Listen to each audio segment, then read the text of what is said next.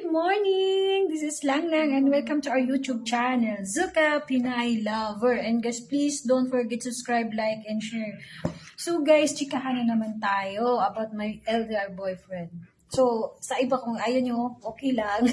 Pero please, help me how to improve my YouTube channel. Please! Guys, about sa pagka-conservative niya, gusto ko rin yun. Kasi parang nagustuhan ko na lang din. So una, parang ayoko. Pero nung nagtagal kami, naging okay na din. Kasi parang may nabago ko na rin at nakontrol ko na yung sarili ko. Na, uy, wag ganun pala kasi ganun, ganito, ganyan. So guys, may plano kami na mag-meet soon. Diba? Oh my God. Oh, excited, so excited.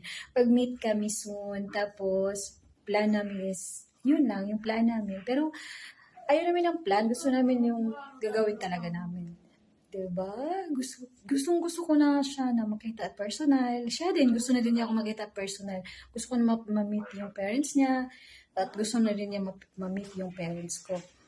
About may plan kami for the future. Kaya guys, gumawa kami ng YouTube channel. Kasi hanggang sa magkita kami na ganito, diba? Hindi kasi sa may mga bagay kasi na hindi mo i-force. Kasi kahit hindi mo ipilit, kapag ipagkaloob talaga sa iyo ng Diyos yun, kahit hindi mo ipilit, ipagkaloob talaga niya yun, di ba? So guys, yun lang na masasabi ko na ang bait talaga niya, sobrang bait niya, wala siyang bisyo. Wala siyang bisyo, ang bisyo na lang, yun lang ay sa pag-asa, sa pagkakaalam ko lang, yun lang.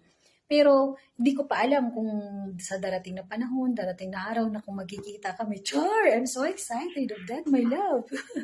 And then, hindi ko pa alam kung may bisyo siya o wala. Basta, wala siyang bisyo talaga. Work, bahay lang talaga siya. Kasi alam ko yun kasi palagi kami nag-uusap.